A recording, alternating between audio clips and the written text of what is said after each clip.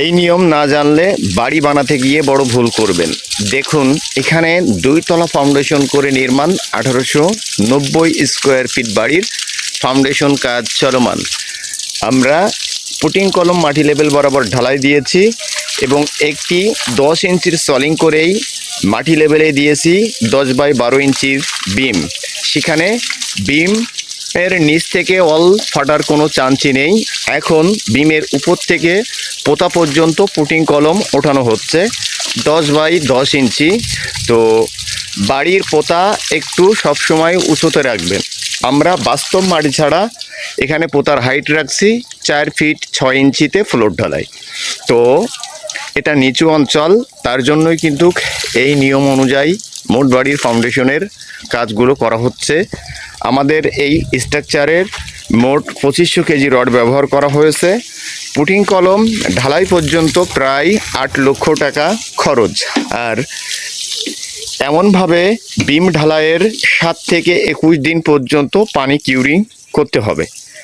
আর যে যেমনভাবে বাড়ির ফাউন্ডেশন করে, এটা প্রত্যেকটা মহাজনের উপর নির্ভর করে বাড়ির কাজগুলো। তো এখন বর্তমানে সবাই কিন্তু রুচিশীলভাবে মোট বিল্ডিংয়ের নির্মাণ কাজগুলো করছে। তো ভবনটির ভিতরে থাকছে 4টে বেডরুম আর 2টা টয়লেট, 3টা টয়লেট, কিচেন, ডাইনিং, ড্রয়িং সহ মোট নির্মাণ। সামনের 2টা রুমের সাথে থাকছে ব্যালকনি। তো এটা হলো সামনের দিক। তো বিল্ডিংয়ের পানি কিউরিংটা খুবই গুরুত্বপূর্ণভাবে করতে হবে। ঢালাই শেষ মানেই কাজ শেষ না। এমন একটি লোক রাখবেন, সে নিয়মিত পানি কিউরিং করবে। আর এই পানি কিউরিং বাদ দিলে কিন্তু আপনার বিল্ডিং যতই মজবুতভাবে করেন, মজবুত কিন্তু হবে না। এই কথাগুলো মাথায় রাখবেন। বিমে আমরা রড ব্যবহার করেছি 5 পিস 16 mm রড। রিনের রড সহ 1000 কেজি রড লাগছে বিমে।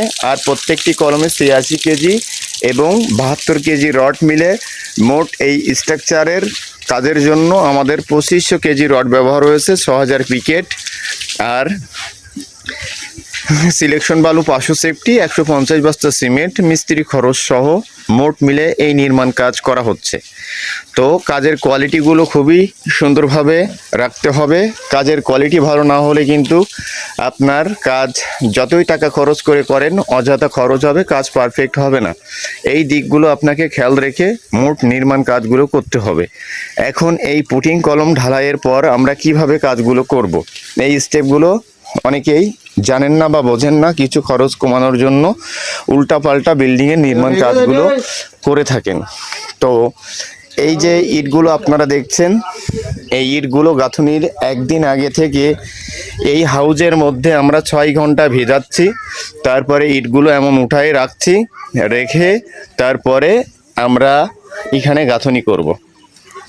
তো এই নিয়ম ফলো করে মোট স্ট্রাকচারের নির্মাণ কাজগুলো করবেন, তাহলে কিন্তু গুণগত মান বেড়ে যাবে কাজের।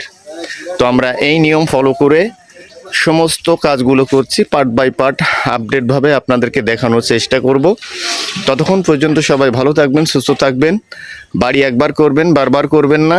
এই জন্য সঠিক নিয়ম মেনে সঠিক ইঞ্জিনিয়ার পরামর্শে মোট বাড়ির কাজগুলো করবেন, যেমনটা আমরা করে থাকি। ধন্যবাদ, অভিনন্দন সবাইকে। আসসালামু আলাইকুম।